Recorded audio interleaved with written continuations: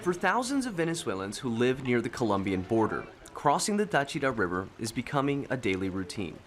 The water is shallow, but it still requires a bit of skill to make it across. Most of the people we encountered here are Venezuelan citizens, carrying heavy bags of used goods they hope to sell in Colombia. This is scrap metal. People take this and sell it and use the money to buy food, and then take the food back to the other side.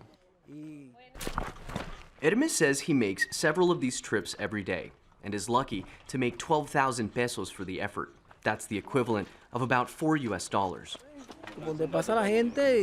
People cross over to sell scrap metal because there are no jobs, no security. This keeps them going.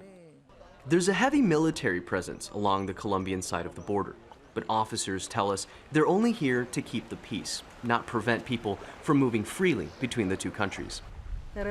It's challenging, crossing the border through the river. It's challenging. This bridge serves as the official border crossing and is usually bustling with pedestrian traffic.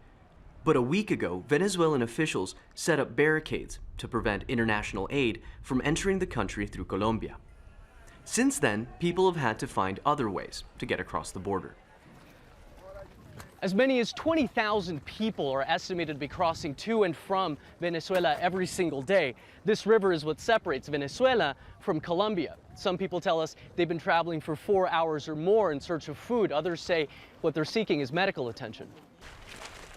This woman was rushed across the river on a stretcher after suffering a miscarriage. Her mother tells us they didn't know where else to go. Her mouth is purple. She's vomiting and vomiting. There was no one to treat her. If I didn't bring her here, she would die. The local economies on both sides of this border rely heavily on commerce, and it's clear that people are anxious for it to reopen, even though there's no clear sign of when that might be. Manuel Rapalo, Al Jazeera, Cucuta.